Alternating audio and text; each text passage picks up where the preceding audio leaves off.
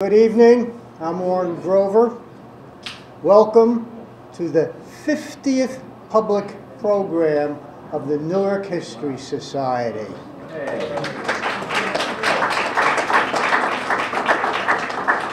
We all look forward to the next 50. Many of you have seen our society's new website. The site is wonderful. You'll be able to see upcoming events. You'll be able to see transcripts of former programs of the Newark History Society, and it'll be a way of communicating with other people in the History Society. Also, I see some people, although most of the people I see are members. If you are not a member, just go on Newark History Society and you'll be able to sign up on the website to become a member. We have another website, the Newark Archive Project, led by Dr. Gail Momgreen, has a website, and that currently has over 1,500 entries for Newark-related archives, and it's growing every day. The fall edition of, this is the second edition of Newark Bound, Early Wars. There were two sides in Newark, both fighting each other. The presenter for that particular program will be our president, Dr. Tim Christ, who would be here tonight except he's on a 3-week vacation to Australia. Tonight's speaker, John Zinn, is an independent historian who is the author or co-author of 3 books and numerous essays about the Civil War. Before his retirement in 2007, he was Chief Financial Officer of the Episcopal Diocese of Newark for almost 25 years. John currently serves as the chairman of the board of the New Jersey Historical Society, who has been kind enough all these years to let us use their auditorium.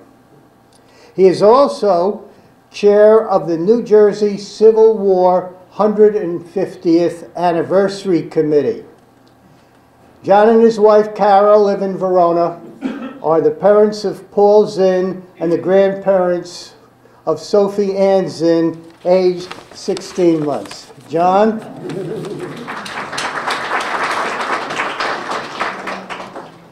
Thank you very much. Thank you, first of all, for having me. And I just want to say a word of thanks to and congratulations, commendation to the Newark History Society for everything you do, especially for the Newark Archives Project.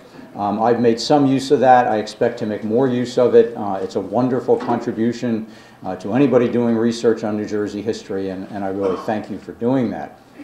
I've given, over the course of my career, a fair number of talks. I've even given about a half a dozen in Spanish. I say that not because I'm going to try to give this talk in Spanish, but because every time I give a talk to a Spanish audience, I begin by warning them that I may do considerable damage to their language. I've got a similar risk tonight in that this is the first time I'm giving a talk using a PowerPoint presentation, which is going to be my test to be the equivalent. Talking and clicking is going to be the equivalent for me of walking and chewing gum at the same time. So please be understanding. I'm here primarily tonight in my capacity as the chair of New Jersey's Committee on the Civil War Sesquicentennial. And we are well into the sesquicentennial. There's only about 18 months to go. Our committee has been at work for almost 5 years now. And our primary objective is to tell the story of New Jersey's role in the Civil War as completely as possible and as accurately as possible. Historically, it's probably been impossible to tell that story completely, but unfortunately, all too often, it has not been told accurately. If we had any illusions about the difficulty about what we're trying to do, they were dispelled with the first program that we conducted, a program that we co-sponsored in February of 2011 to recreate Abraham Lincoln's 1861 visit to Trenton to speak before the state legislature. The program went very well, and it was filmed by NJN. And I was watching the tape a few days later, and it was all great up until we got to the point where the reporter said to one of the military reenactors, tell me about New Jersey in the Civil War. And the first words out of his mouth were, New Jersey was the northernmost southern state during the Civil War. Well, you've heard the expression about preaching to the choir. Well, this is clearly a case where even the choir doesn't entirely get the message, because that idea of New Jersey as the northernmost southern state is one of the numerous inaccurate myths that exist about New Jersey's role in the Civil War. Others are that New Jersey was invited by the Confederacy to become part of the Confederacy, that a vote to secede from the Union was brought before the state legislature and lost by only one vote. One of my favorites is that because part of New Jersey is south of the Mason-Dixon line, that therefore southern New Jersey sympathized with the South. The only problem with that myth is that Abraham Lincoln ran better in southern New Jersey than he did in northern New Jersey. Presidential election of 1864, all of the southern counties of New Jersey went for Abraham Lincoln.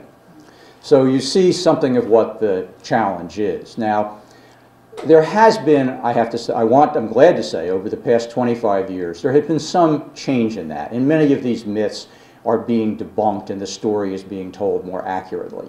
One of the turning points in that effort is the publication of a book by Bill Gillette, who's a professor at Rutgers in New Brunswick, a book called Jersey Blue, which is a history of New Jersey politics during the Civil War period.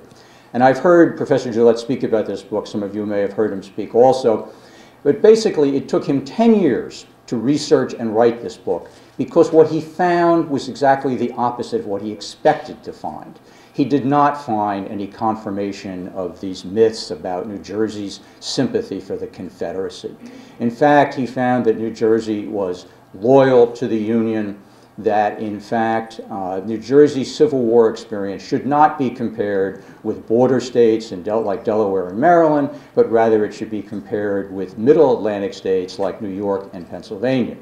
So it's in that spirit that what I would like to do tonight is to try to compare Newark's experience during the Civil War with that of our larger neighbor, New York City, across the Hudson River, and to look at two questions. How does Newark's experience during the Civil War compare to New York City's experience? And to more importantly, look at the question, was Newark loyal to the Union during the Civil War? Now, in doing that, I want to define the Civil War period a little bit differently than the traditional April of '61 to April of '65. For the purposes of this talk, I'd like to say that the Civil War begins with the 1860 presidential election and it ends with the 1864 presidential election. I don't in any way want to diminish the sacrifices of those who carried the war through to its conclusion, especially to those who lost their lives in the process. But the reality is that the war was effectively over when Abraham Lincoln is elected to a second term. What I want to do is I want to focus on what the people of Newark did during this period, not on what some people from Newark may have said or written. And I want to do it by looking at 5 specific events. The presidential election of 1860, what is called the Secession winter of 1861, the Emancipation Proclamation and the gubernatorial elections of 1862, that's one issue, the threat of the draft in the summer of 1863, and finally the presidential election of 1864. Now, before looking at Newark during the Civil War, looking at Newark and New Jersey in 1860, there's a couple of things that I think are important to say as way of background. First of all, what we're trying to do here is we're trying to understand Newark during the Civil War, not necessarily like what happened, but to understand it. And I think in understanding history, it's always important to remember the words of a famous British historian who wrote that history is lived forwards but written backwards. We know the ending without knowing what it is to know only the beginning. And I'd add to that that not only is history written that way, it is read that way. We know the ending before knowing, other than knowing what it was like to know only the beginning. So if we look at the Civil War, we know of Abraham Lincoln as the martyred president struck down in the hour of ultimate triumph. And to us, we may wonder how anybody could have voted against Abraham Lincoln in either presidential election. But the people who voted in those elections did not know any of that. And I would think that a voter in Newark in 1860, their primary motivation would have been to find the candidate who can lead the nation through these controversies without it coming to civil war. And I don't think it's difficult to imagine that a Newark voter could have thought that Stephen Douglas, with all those years of experience in Washington, would have been more qualified than a one-term congressman from Illinois. Second thing that I think is always important to remember in looking at historical issues is something that's called the principle of certainties. We're all familiar with the idea that every society has beliefs. And beliefs, just in the word, is implicit that it's an opinion, that it may be wrong. But societies also have certainties. Certainties are things that they don't question. And they aren't just what societies act on, they're how societies view everything that happens. One of the unpleasant certainties of Civil War America is the idea that blacks are inferior to whites. We understand that to be true of the South because it's implicit in the whole idea of slavery. We don't recognize, I think, the extent to which it is true of the North, that regardless of the party and regardless of whether people wanted to end slavery, that didn't mean that they believed that blacks and whites were equal. The people I think that we most identify with from the Civil War generation today are the abolitionists, because their beliefs turned out to be correct in the end. But the abolitionists were a very distinct minority during the Civil War era, especially in New Jersey. There were very few abolitionists in New Jersey, very few in Newark. Marcus Ward, who we'll hear more about later, was said to lament at one time that he didn't know any abolitionists. Third and final thing that I want to say as background is that to understand this period, we have to flip the understanding of the party system 180 degrees from what it is today. During the Civil War era, the Republicans are the liberal party. They are liberal in the sense that they believe that the federal government should take action to resolve domestic issues. The Republicans are also a new party. They've only run a candidate in one presidential election, and they are a minority party. Now, on the other side are the Democrats. The Democrats are the conservative party. They believe for a very limited role for the federal government in state affairs. They believe in state rights. They believe very strongly in individual rights. They are the older party. They are some 50 to 60 years old. And because they're that old, and they are the majority party, and because they are that old, you can effectively be born into the Democratic Party and grow up thinking that the only natural thing is to be a Democrat. And to give you just an idea of what that was like in New Jersey at the time, rural Hunterdon County from 1828 to 1900 voted for other than a Democratic candidate for president only once, in 1840. The only time Hunterdon County in that entire period voted for a candidate other than a Democratic candidate. Now, something else about the Democrats, something unfortunate but true, is that the Democrats make no pretenses about their philosophy about race. They are out front and open in saying that they are the party of the white man. And that is implicit and stated in all of what they say and what they do. So with that kind of as background, what was Newark and New Jersey like in 1860?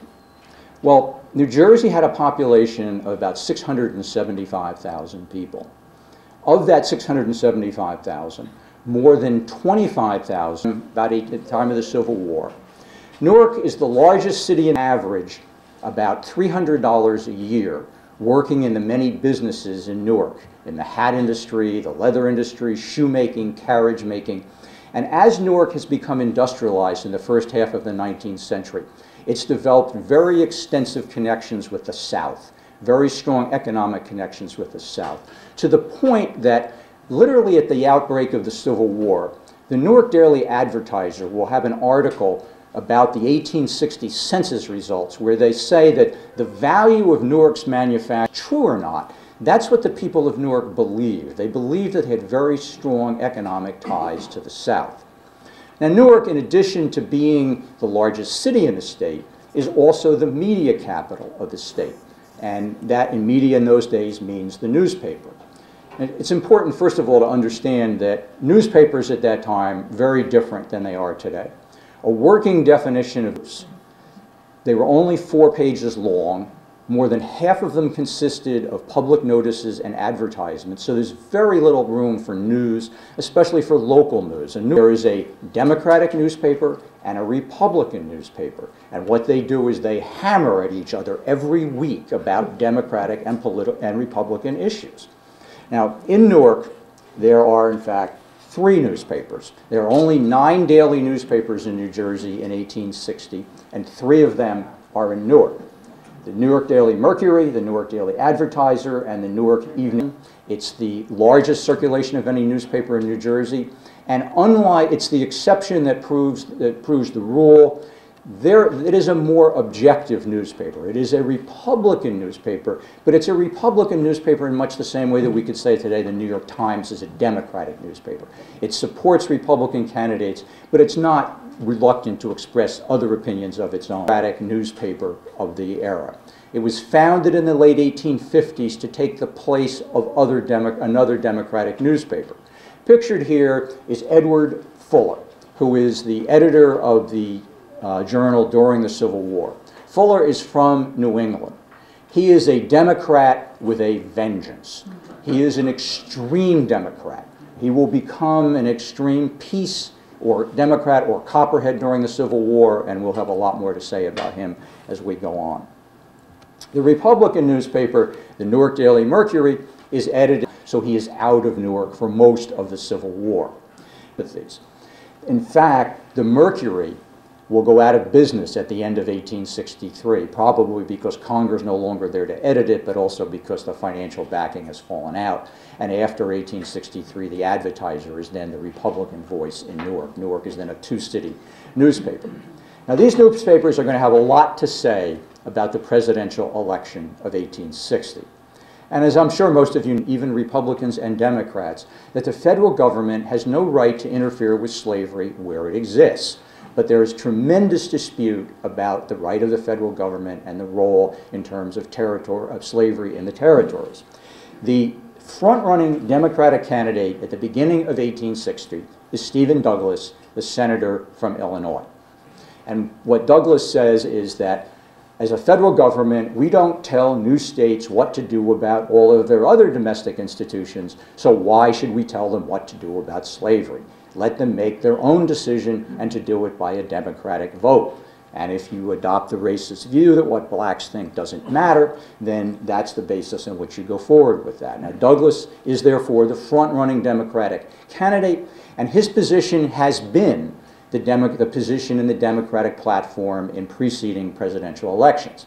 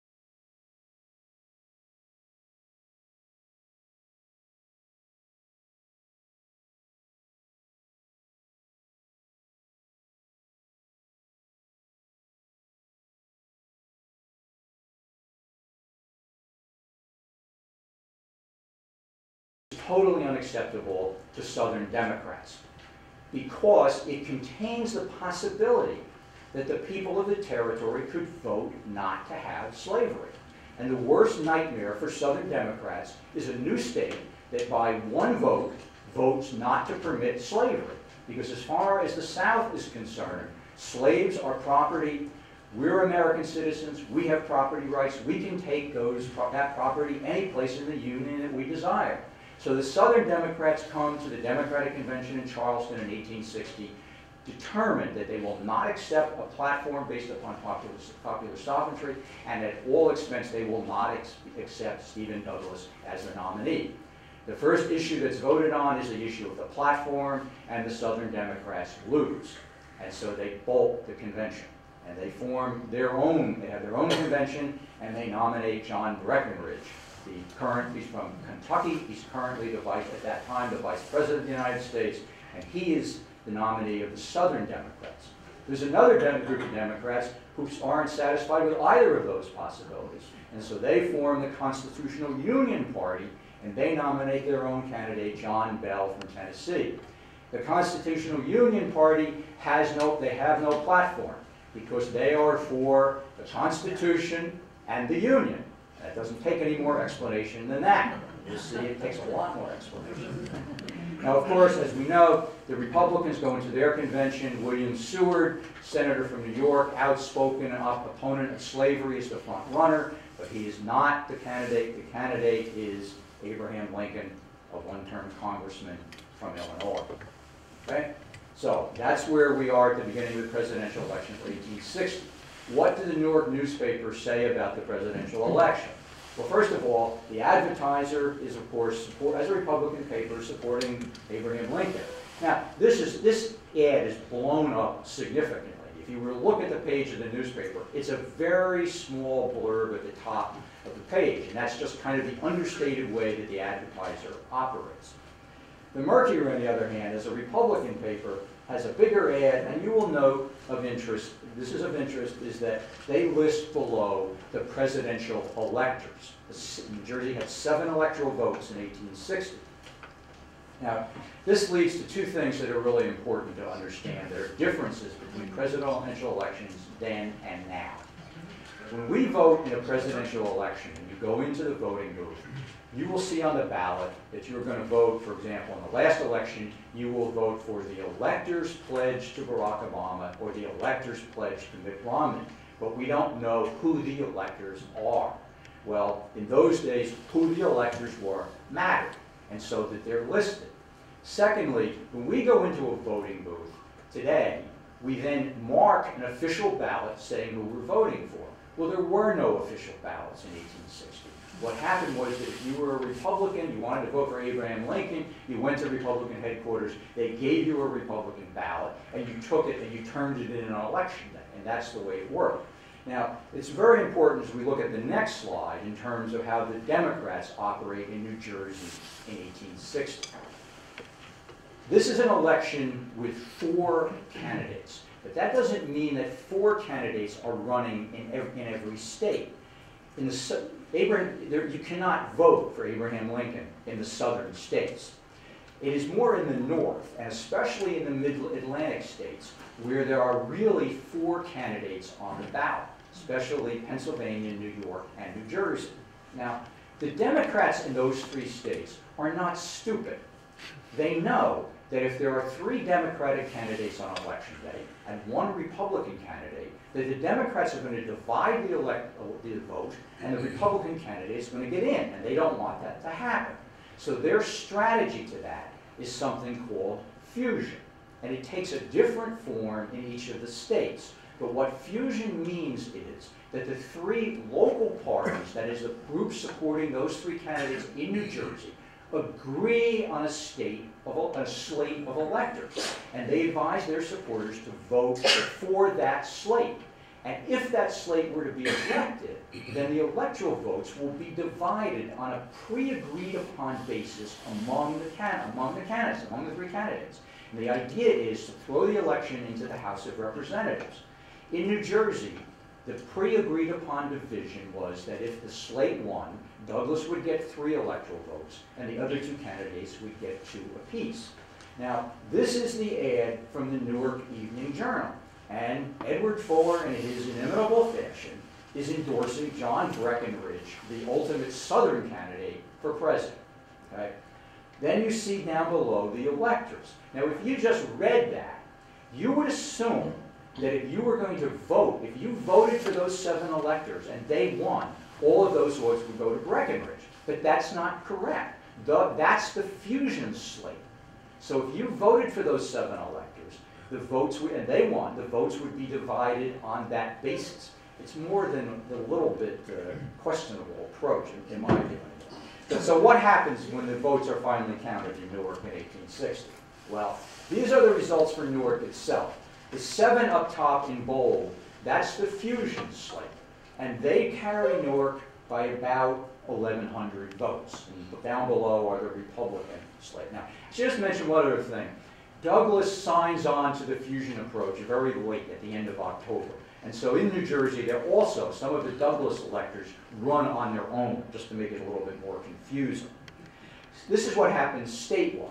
Remember I said that Southern New Jersey is more sympathetic to the Republican cause. And this is the way the state comes out. The top 3 vote getters are Douglas electors. The next 4 are Republican electors. And so when all is said and done in New Jersey, 4 electoral votes go to Lincoln, and 3 go to Douglas. Now, the slide before this showed us how Newark voted. Now, I wanted to compare how Newark voted to how New York City, not New York State, but New York City voted. And to do that, I had to take the votes for the 7 electors and average them to get a picture of it. And this is what it looks like. You can see that the fusion ticket wins in Newark by 54% of the vote. But look at New York City. 65% of the vote, almost a 2-to-1 majority against Abraham Lincoln in the presidential election of 1860. How does Newark's experience compare to New York's experience? It's nowhere near as extreme. And if the people of Newark may have believed that they had strong economic ties to the South, but they didn't vote on those beliefs. Because if they had, their results would have been more like the results from New York City. That's the kind of margin you would have expected if the people of Newark were going to vote strictly on this idea of their economic ties to the South. Now, the last electoral vote has hardly been counted when we go into the Secession winter of 1860-1861. Because almost right away, in South Carolina, there is a secession convention, special constitutional convention. South Carolina votes to secede from the Union. They're quickly followed by 6 other states. Something that, again, is very different from today. The new president will not take office until March 3rd. So that means for almost 4 months, James Buchanan is the only federal authority in the executive office. Buchanan's response to secession is twofold. He says that it is against the Constitution, there's no provision within the Constitution that gives states the right to secede. On the other hand, the federal government has no power to prevent them from seceding. That should tell you everything you need to know about James Buchanan as a leader. Okay? How does Newark react to the idea of secession? Well, there's always somebody who thinks that they can find a way to turn it to their own advantage. Now, this is a little bit small, but basically this is an ad that appears in the Advertiser for Snyder's clothing store calling for a union meeting where they want to get together all the ladies of Newark to consider not the momentous question of whether New Jersey should secede from the Union, but whether their store can sell cloaks as cheaply as they are sold in New York City. There's always somebody trying to get some advantage out of it. Okay? Of course, the real response from Newark has to come from the elected authorities in Newark. And in that case, that would be the city council, or as it was called in those days, the common council. The common council in Newark has a Democratic majority, but it's not, it's a relatively close proportion. And in February of 1861, they passed this resolution. Now, don't be concerned with all the details of it. The key is what is underlined. Basically, what the council says by majority vote is that there needs to be a compromise on these issues that have caused the southern states to secede, and if necessary, we think the people of Newark will agree to such additional guarantees by amendments to the Constitution. Now, there are different forms talked about. The most popular form is something called the Crittenden Compromise. 6 amendments to the Constitution, which basically extend the Missouri Compromise line to California, and then 4 other amendments to the Constitution that basically take away any power, any implied power of the federal government to interfere with slavery, and if that's not enough, a 6th amendment that says that there will be no future amendments to the Constitution regarding slavery. I'm not a lawyer, but I'd love to see the constitutionality of that idea. Yes. Okay? The Crittenden Compromise fails. And the reason it fails is that the Republicans have no reason to support it. The Republicans have just won a freely contested election. Why should they give away everything? Now, Marcus Ward, who is a prominent Republican, who we'll hear more about in a few minutes, writes a very detailed and lengthy analysis of the Crittenden Compromise. And even though it's lengthy and detailed, I think it's worth sharing with you in full.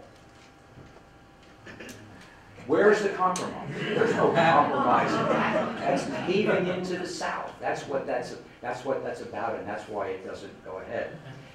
The mayor of Newark at this time is Moses Bigelow, and he keeps quiet. He pretty much, I think, supports the position of the council. And this idea of supporting constitutional amendments, that's kind of the majority Democratic position. That's the way they want to try to resolve the crisis. New York City's mayor, on the other hand, is a man by the name of Fernando Wood. Now, Wood thinks that secession is such a great idea that not only should it apply to the South, but maybe it should apply to New York City as well. And he suggests to the Common Council of New York City that they should consider seceding from the Union as well.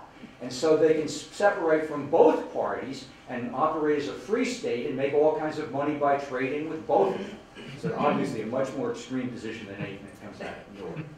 Now, as we know, I think largely through the brilliant leadership of Abraham Lincoln, ultimately the South is maneuvered into a position of firing the first shot at Fort Sumter. And because the South fires the first shot, the situation, the division in the North is transformed. And we see this almost right away in another set of resolutions passed by the Newark Common Council. Patriotic resolutions, you don't worry about the wording of them, they're adopted unanimously. And it's the duty of all citizens to rally around the flag, to support the Union. Everyone should be behind the Union at this point. I think it's really, and so what happens in April of '61 in Newark and throughout the North is that there is unity in support of the Union. And we're prepared to fight for the Union. But it's really important to understand that means 2 different things to Republicans and Democrats. To Republicans, fighting for the Union means a Union that is whole without slavery in the territories, and in Abraham Lincoln's words, where slavery in the rest of the country is on the way to ultimate extinction. That's what the North means by what the Republicans mean by preserving the Union. The Democrats, the catchphrase for the Democrats, it won't become a popular slogan until later, but the catchphrase for the Democrats is the Constitution as it is, the Union as it was. That may sound like motherhood and apple pie, but it's not. The Constitution as it is means the Constitution with its tacit approval of slavery. The Constitution never mentions the word slavery, but there are a number of places where it clearly recognizes the idea that slavery is legal. The Union as it was means the Union with the southern states restored with slaves and with their rights reinforced to maintain slaves. So as long as there is success in the Union war effort, and as long as the Republicans don't push their agenda too far about slavery, the North will be united in fighting for the Union. But unfortunately, the war does not go well. And so beginning in the summer and fall of 1862, 3 issues arise which give content to a Democratic opposition that takes 2 forms, what are called war Republicans and at the other extreme, war Democrats, and the other extreme, peace Democrats. The first of those issues is the Emancipation Proclamation. In the summer of 1862, Abraham Lincoln, this is a painting of it, reads to his cabinet the Emancipation Proclamation, which he is prepared to announce. Lincoln is criticized for the Emancipation Proclamation then and now because it frees slaves where the federal government has no power to enforce that freedom, and it does not free slaves in the places where the federal government does have the power to enforce that freedom. But Lincoln is being very careful of dealing with a Supreme Court that is extremely hostile and would love to overturn anything he does, and so he's trying to be very careful about that. And also, Lincoln describes the Emancipation Proclamation as putting the harpoon in the whale. Once you've done it, the whale may still be alive, but the ultimate course has been decided. Lincoln wants to announce the Emancipation Proclamation right away.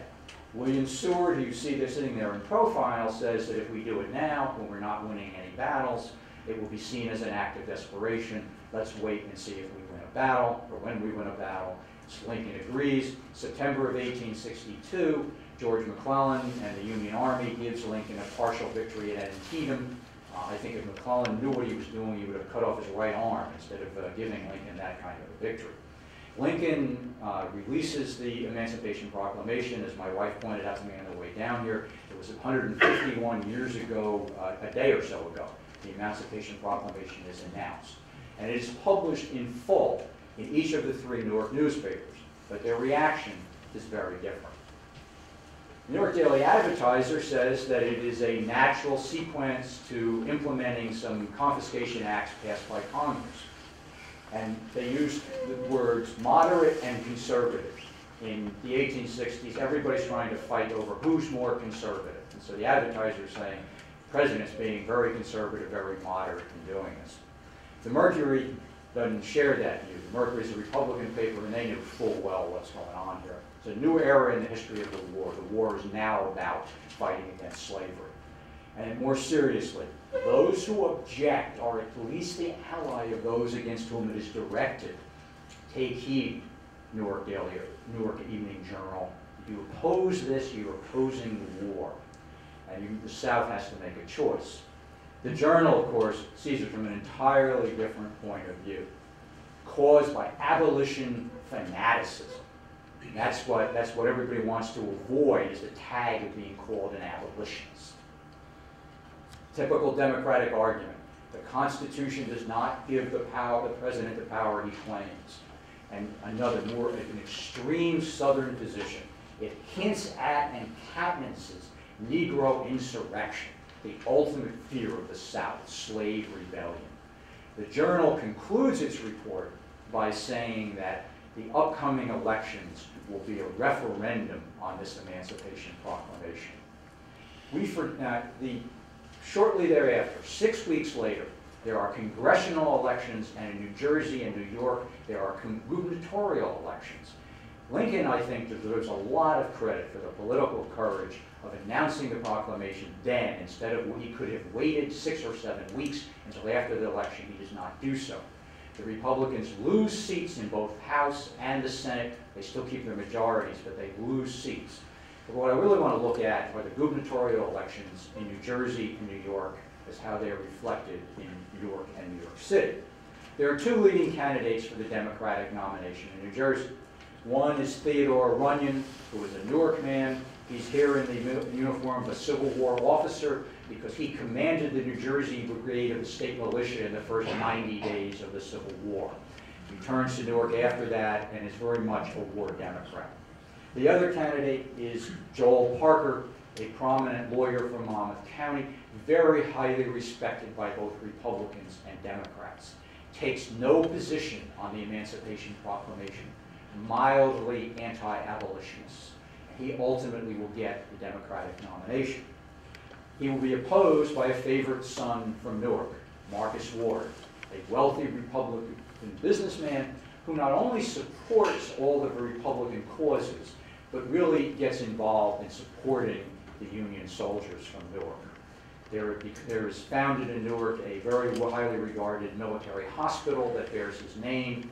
And he will, throughout the war, give money financially to help out Union soldiers and their families. He has a vast correspondence with soldiers and their families stored in the archives here that someday I hope to look at. It's so extensive that he had to pay 5 clerks at his own expense just to manage that correspondence, manage that business. He becomes known justly as the soldier's friend, and he is the Republican nominee. Gubernatorial elections in those days were different. Candidates made very few speeches. Parker made only a few, Ward made none at all. What they did do is that they would visit county fairs throughout the rural parts of the state and work the crowd. And apparently, they ended up in rural Sussex County on the same day and had to stay overnight in the same hotel. And the hotel proprietor assigned them not only to the same room, but to the same bed. It's not uncommon during the 19th century for males to share beds, but I think that that gives a new meaning to the phrase, politics makes strange. Now, the reaction to the Emancipation Proclamation, the fact that New Jersey is primarily a Democratic state, Parker is highly regarded, supports the war, makes it pretty clear what the result is going to be. And Parker wins a very decisive victory, both in the state and in Newark.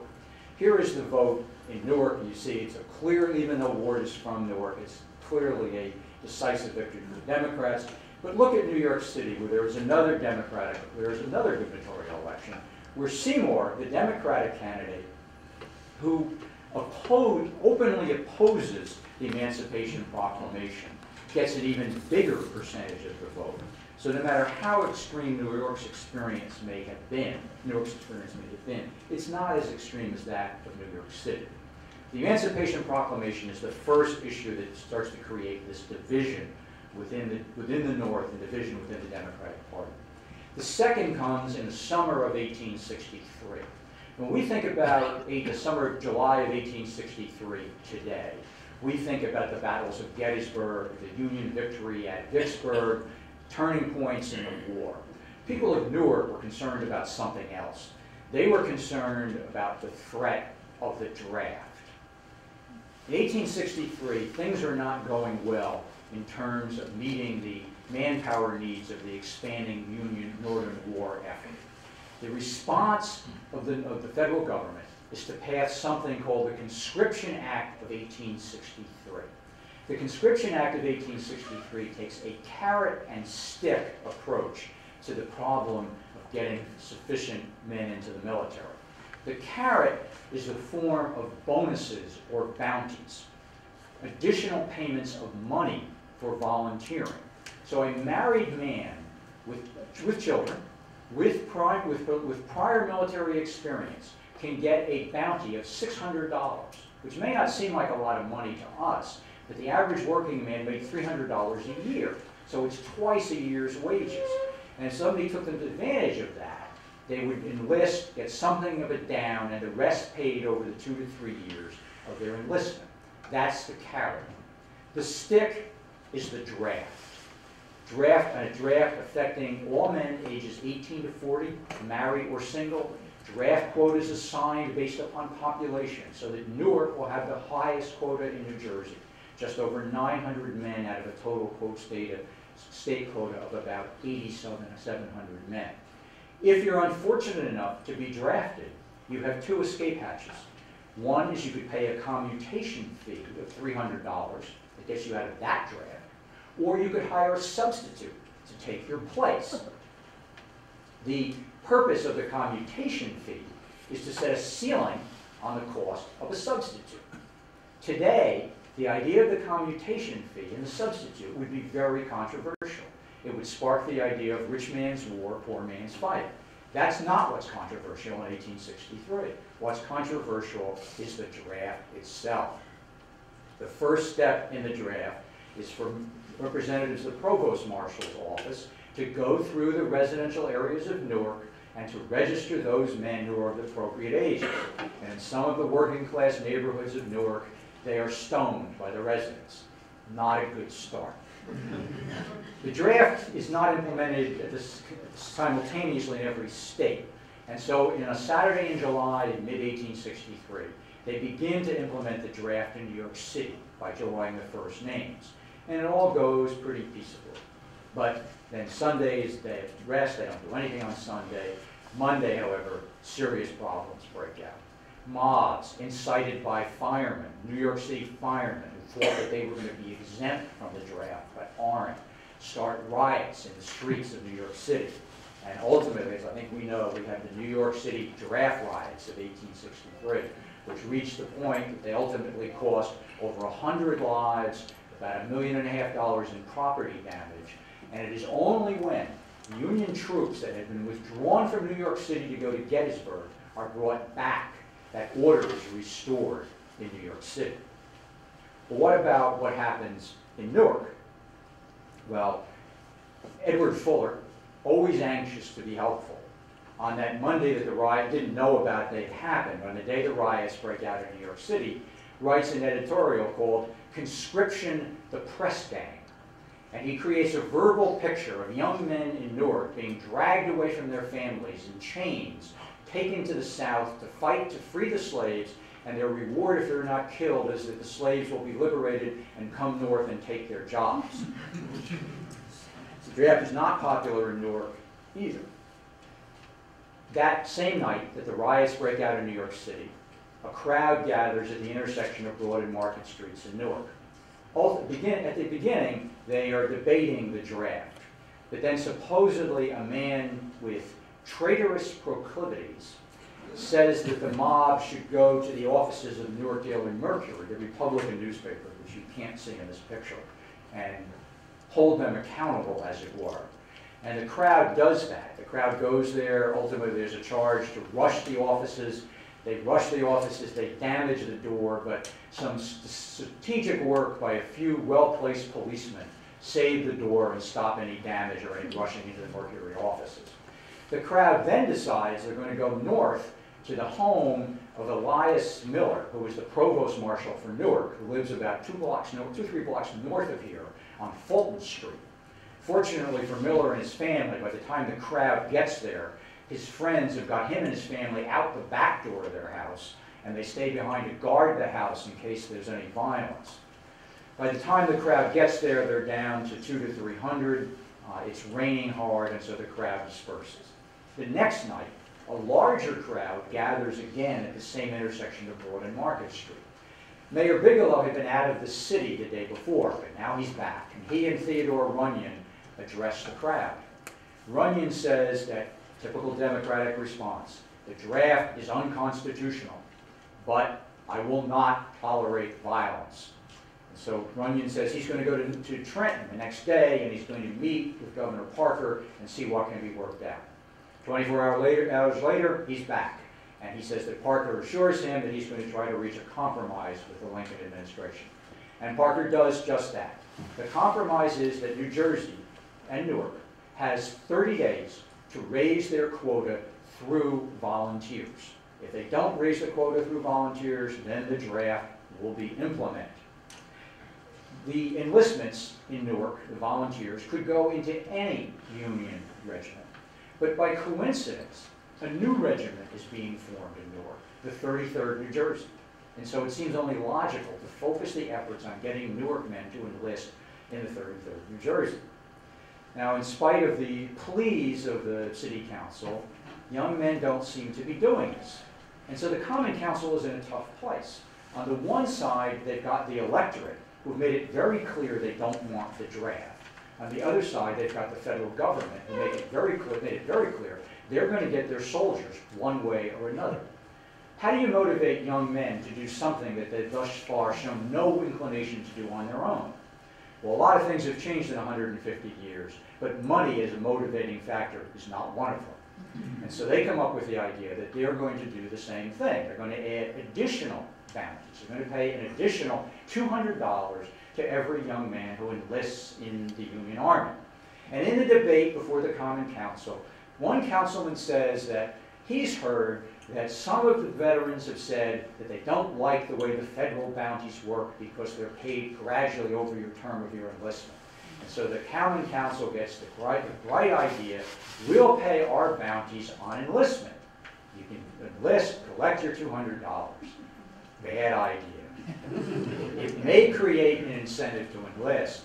What it definitely creates is an incentive for something called bounty jumping, where you enlist, you collect the bounty, and you run away. Fully 25% of the 33rd New Jersey will desert before the regiment leaves Newark, much less before it comes under guns. It becomes so bad that the federal government has to bring the 3rd Vermont Regiment in to guard the 33rd in their camp. The night before the regiment is to leave Newark, a group of them try to run the guard. Shots are fired, and 2 members of the 33rd are killed in the process. The next day, the 33rd New Jersey marches through the streets of Newark. Now, the classic image of a Union regiment leaving home is that the regiment marches through the streets of the city with flags flying, bands playing, and the crowds cheering. And all of that happens for the 33rd New Jersey with one added element. They are guarded front, sides, and rear by the 3rd Vermont Regiment, trying to make sure that nobody else deserts. But more desert, and 2 more men are killed before the regiment finally gets off out of Newark.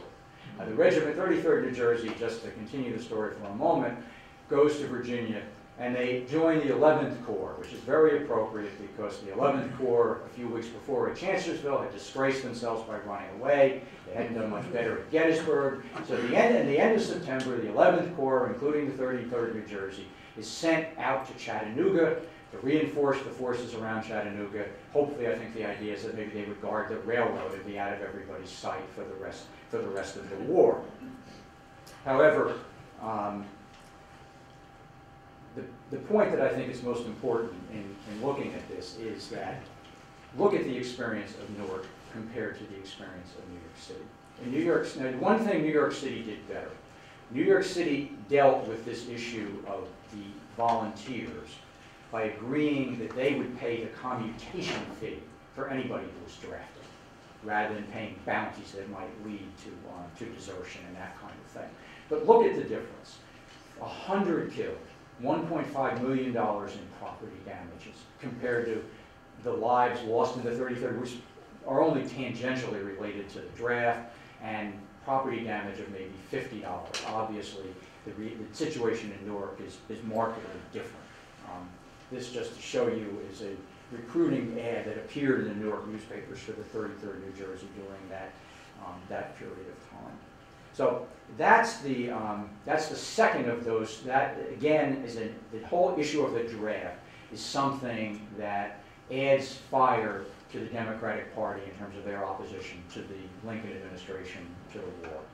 The third of those elements, which also is the last thing I want to look at, is what happens regarding the 1864 presidential election when things before that election reached their low point for the Union cause. In the winter of 1864, both sides are developing their strategy. For the North, the strategy is relatively simple. Grant and the Army of the Potomac will try to take Richmond. Sherman and his armies in the West will try to take Atlanta. In the South, the strategy is even simpler. It is to win by not losing. If they can simply prevent both Grant and Sherman, either Grant or Sherman, from accomplishing their objectives, then they hope that war weariness in the North will result in a Democratic president, more amenable to some kind of a negotiated settlement and Southern independence. Both campaigns, that is Grant's Overland campaign and the Atlanta campaign, kick off the beginning of May. Relatively quickly, Sherman gets close to Atlanta, but by July he's making little or no progress in actually taking the city. In the East, things are far worse. The practice of the Army of the Potomac before Grant had been to fight a battle and then take a long interval of rest and recuperation. Grant doesn't fight that way. So the Wilderness is followed immediately by Spotsylvania Courthouse, followed immediately by the North Anna River, followed by Cold Harbor, followed by Petersburg. And not only is it battle after battle, but there are losses that haven't been on a scale that haven't been experienced at this point in the war. So the people in the North have ultimately, many of them, have had enough. this war can't be worth all this bloodshed. There's got to be a better solution. There's got to be a negotiated solution. In July, Lincoln calls for another 500,000 troops. And at this point, Edward Fuller goes too far. This editorial appears in the Newark Evening Journal. And what's important are the parts in red. We hope that the people of New Jersey will at once put their feet down and insist that not a man shall be forced out of the state. This has gone far enough and must be stopped. So the people of Newark and the people of New Jersey should oppose the federal government in time of war. There's only one word to describe that, and it's treason.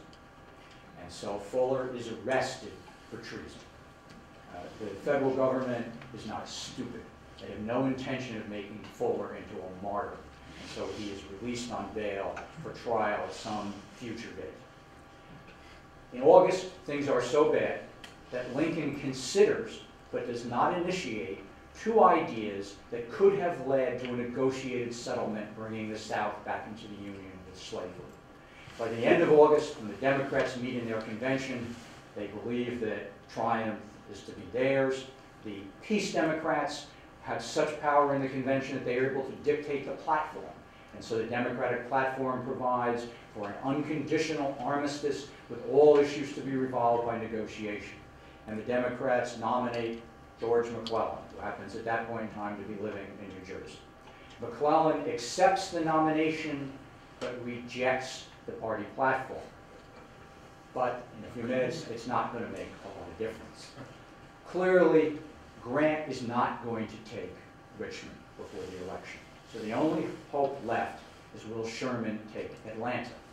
But Sherman is running out of supplies. He has only 2 weeks' supplies left before he's going to have to withdraw. And so one morning in late August, the Confederate soldiers in the defensive works around Atlanta awake and find the Union trenches empty. And this produces for a moment brief jubilation and celebration in Atlanta because they think that Sherman's army has given up and retreated. But finally they get the idea that something else is about, and it is. Sherman has pulled back his army, left a token portion of it to keep the Confederates in place, and has sent the vast majority of his army south on a flanking movement to try to cut the last Confederate railroad line into Atlanta. And everyone in the North waits. On September 2nd, 1864, a telegram arrives in the War Department in Washington. It consists of only 6 words. Atlanta is ours and fairly won. Now, all the machinations of the Democrats matter very little. Because Atlanta proves not that the war can be won, but the war is being done. And so as we know, what happens is that the election produces Lincoln for a second term. However, what happens in Newark? Well, in Newark, of course, first of all, the Advertiser supports Abraham Lincoln. The Journal supports George McClellan. And George Pendleton, the vice presidential nomination, is an extreme copperhead Peace Democrat. I believe I'm correct that if you've seen the movie Lincoln, and you've seen the debate in the House of Representatives about the 13th Amendment to the Constitution, the one who's the most spirited advocate against it is, in fact, George Pendleton. I believe I'm correct on that. When the results are finally counted in Newark, you see that McClellan captures Newark by about 300 to 400 votes. Statewide, McClellan captures New Jersey by about 6,000 votes. Now, trust me on this. Next year is the 150th anniversary of the 1864 presidential election. And we're going to hear more than once that New Jersey is the only northern state that went for McClellan. And that's true. But what we won't hear is another very relevant fact. New Jersey was one of the few northern states that did not allow its troops in the field to vote by absentee ballot. The Union Army soldiers that did vote voted for Lincoln by a margin of by a 70 to 30 majority. It doesn't take a lot of math to figure out that if the Newark soldiers were allowed to vote, Lincoln would have carried Newark. And he might very well have carried New Jersey as well, well, that's a little bit closer mathematically. But let's look again for a moment at what's the experience compared to New York City. And once again, McClellan captures New York City by a 2-to-1 majority.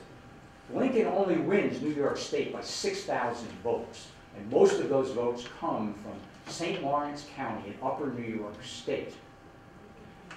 Something else that's really important, I think, about those results in Newark. If the people of Newark were peace Democrats, they would have been outraged by the arrest of Edward Fuller, and they would have voted in protest of that outrage. And if that were the case, I think we would have seen a vote like the vote in New York City, not a vote as close as it actually was. As I said before, with the presidential election in 1864, Lincoln being reelected, the war is effectively over. It will take 6 more months for the war to end. In February of 1865, Edward Fuller is brought to trial for treason. Again, the federal government has no intention of making him into a martyr. They allow him to plead guilty to a lesser charge and fine him $100. About 60 days later, Fuller will resign as editor of the Journal. He claims that he was forced out under protest. With a terrible irony, his final editorial in the Journal will be published on the same page as the news of the assassination of Abraham Lincoln. But what about those 2 questions I asked at the beginning? First of all, how does Newark's experience compare to that in New York City? Well, I think it's clear that it's very similar, and it's never as extreme as it is in New York City.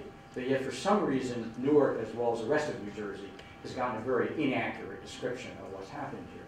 But what about the question of loyalty? Was Newark loyal to the Union? I mean, clearly it was, but that loyalty took 2 forms.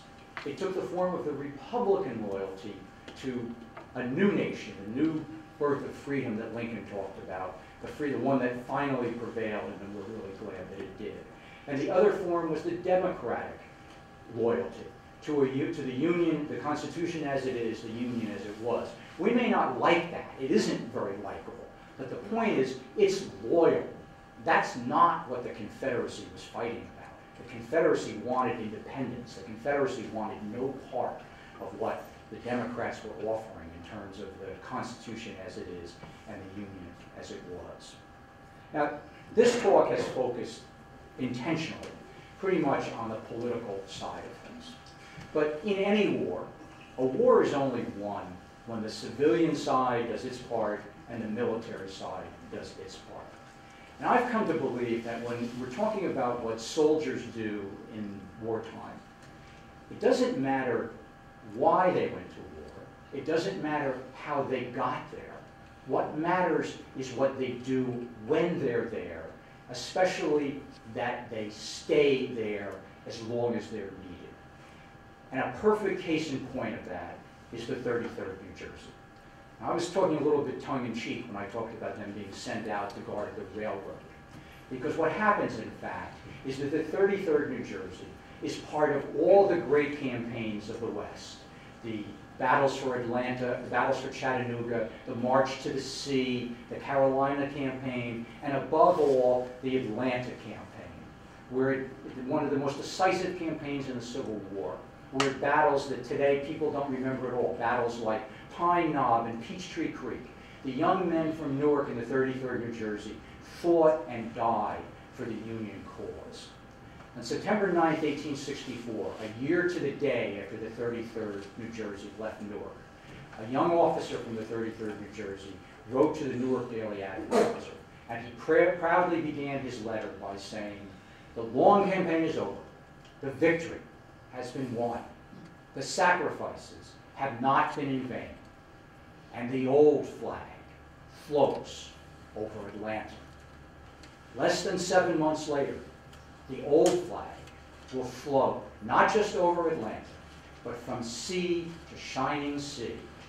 The people of Newark, both civilians and soldiers, were no small part of that effort. Thank you.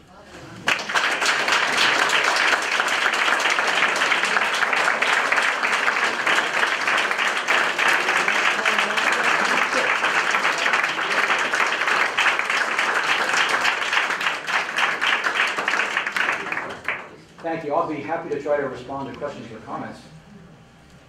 Yeah. Did you, in your research, do anything about, come across anything about Phil Carney as the general? Because I know the Carney family and Phil was a general, and the Carney family actually, he got his, they were rich, and he got his troops better supplies than were given by the federal government. I'm just wondering. Well, I mean, I know I haven't done a lot of research into Phil Carney, but he was, as you say, a prominent Union general.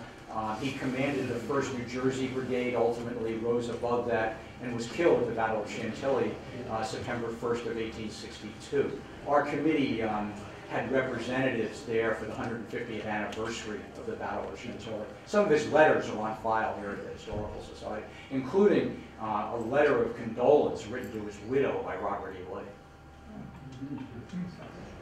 Yes?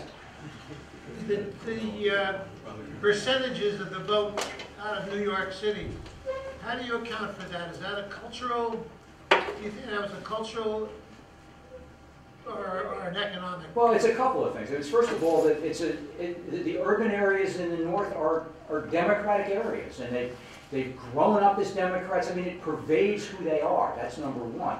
Number two, heavy immigrant population, and the Republican Party came out of other parties, some of which were very strongly anti-immigrants. The immigrant communities remember that, and from their position, it's anything but the Republicans. So, you know, it's all of those are the major things that account for that.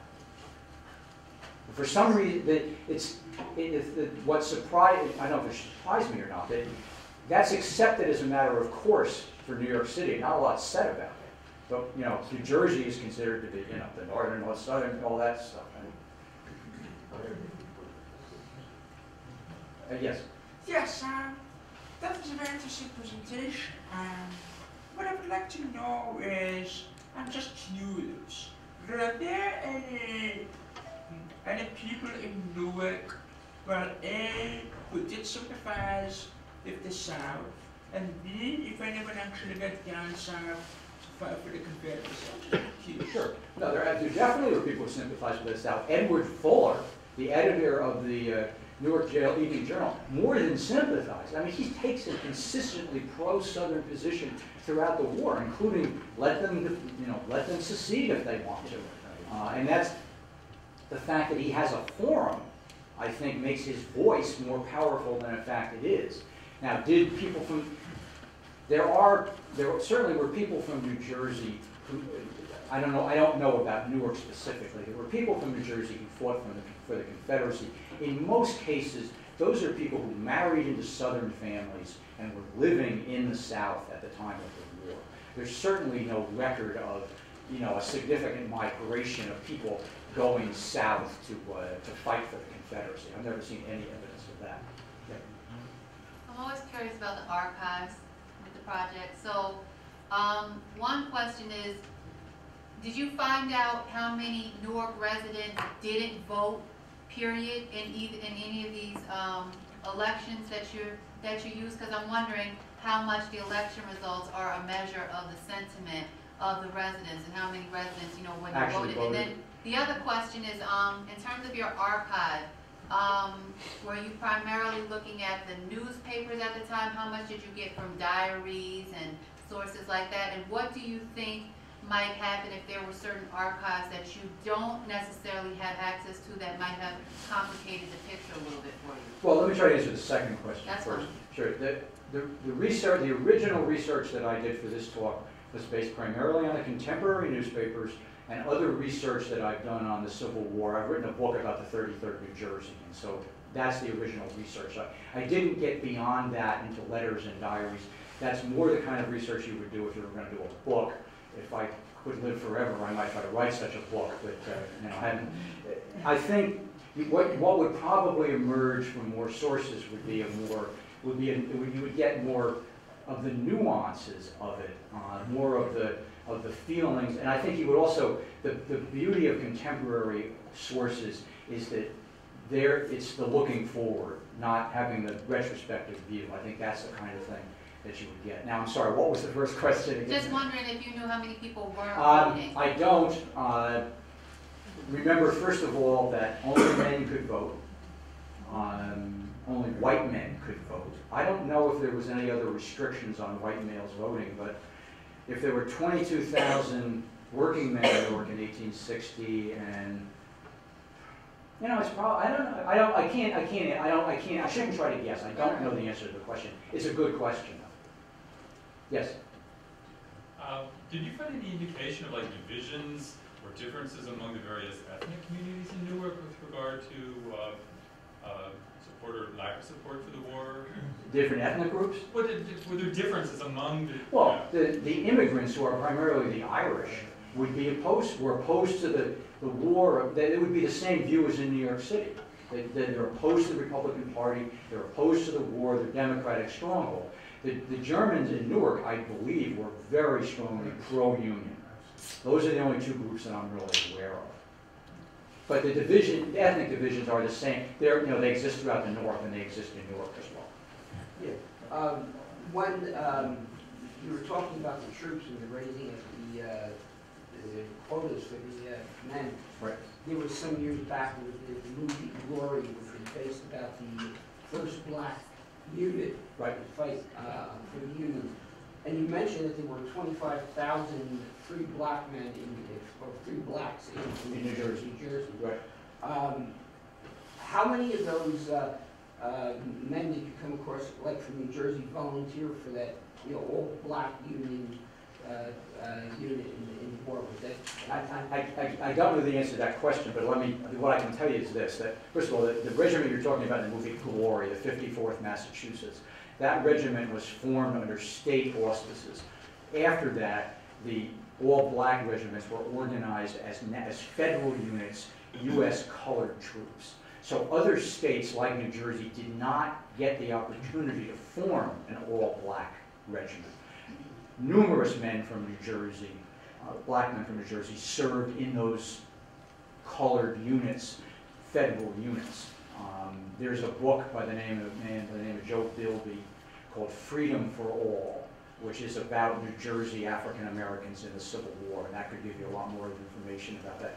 I do know that after the Civil War, the veterans formed GAR posts, and there were definitely African American GAR posts in New Jersey. So I mean, there was definitely real participation. Yes. Do you have any idea how Newark's commerce with the South was curtailed at all during the war, if it was? The newspaper articles in the three newspapers during that Secession winter have a lot of references to business drying up, money, bills not being paid, men being laid off, and an effort of everyone to help the unemployed workmen.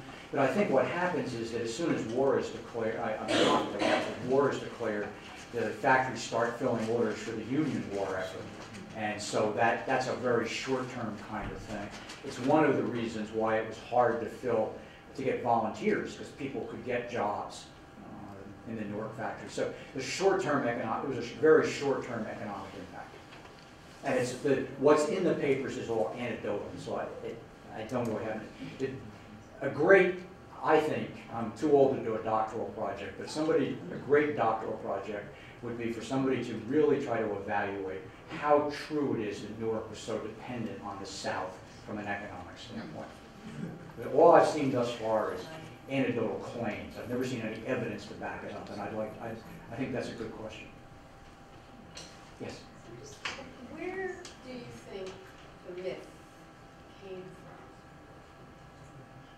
They come from, the primary thing, well, I give you I give you three answers, one of which is clear opinion, but I'll give you the first two that are more factual first.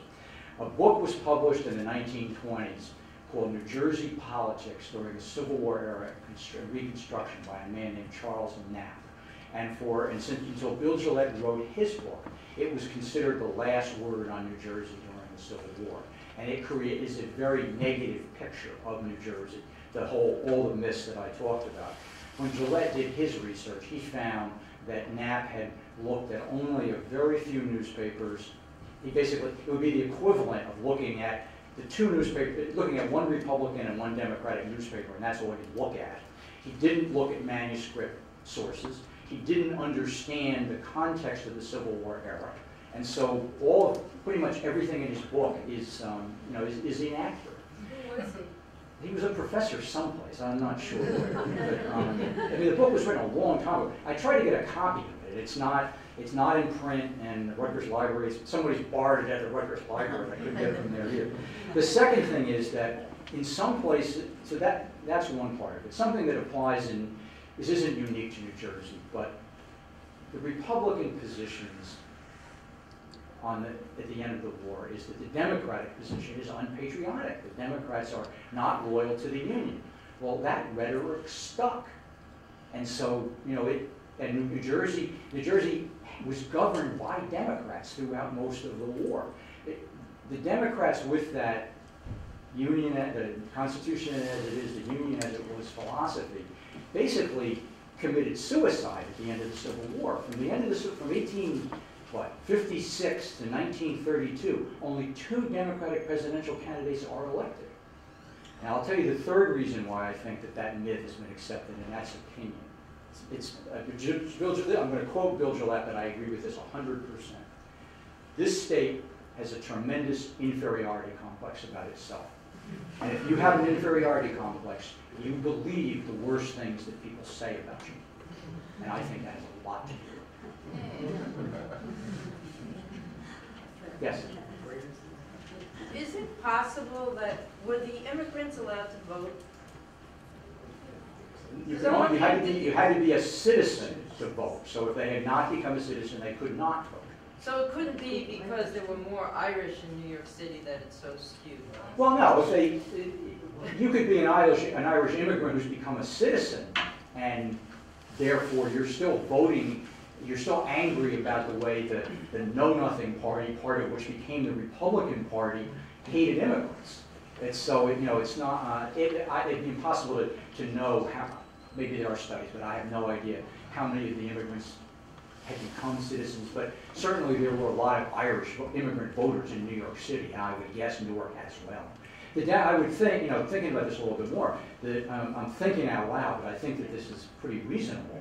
The immigrants would be a great source of voters for the Democratic Party. The Democratic Party, which was very powerful in the urban areas, would be recruiting them to become citizens, to become voters. So, I think it kind of flows like that. And so there's a higher ratio there was a higher ratio of Irish that stayed in New York City than went to Newark. Well, you're talking about 2 different sized cities. Yeah. And I don't know I don't have no idea what the percentages are of Irish in Newark and Irish in New York. Yes? In today's politics, there's a great dichotomy between New York City and the rest of New York State. Did that dichotomy exist back in the 1800s? As someone who's from the rest of the New York State, I wondered whether the western part of New York State followed the city more closely than it does now. The one thing I can say about that is it's not so much necessarily the western part of the state, but the northern part of the state that is much heavily Republican. Lincoln carried New York State by 6,000 votes. His majority in St. Lawrence County was 6,000 votes. So the rest, and it was a similar majority in 1860. So, as far as 1864 is concerned, the rest of New York State effectively canceled each other out. And St. Lawrence County, gave Lincoln New York's electoral votes. Yes? Is there a published version of these events, much as you have told to it, that's available? A published... Yeah, by you or anybody else? Not by me. Bill Gillette's book, Jersey Blue, New Jersey Politics During the Civil War, 1854 to 1866, is the academic work on the subject. So that'd be your best source. A more popular, it's a book that I did contribute to. Our committee published a book called New Jersey Goes to War, which is 150 short bios of one-page bios of prominent New Jerseyans during the Civil War era, 149 people and a horse. And it has a number of the people, Joel Parker, Marcus Ward, brief biographies of them are in that book, and there are sources for you to get more information about them. And it tells the story. It's got heroes, scoundrels, black, white, men, women, you know, and a horse.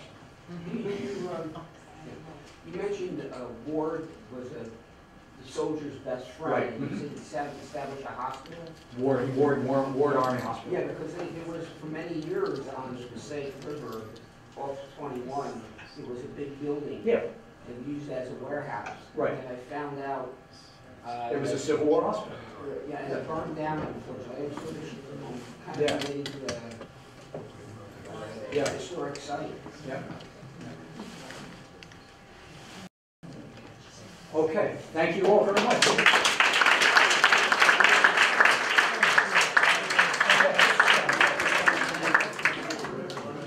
Thank you, John. I'm sure we all learned a lot.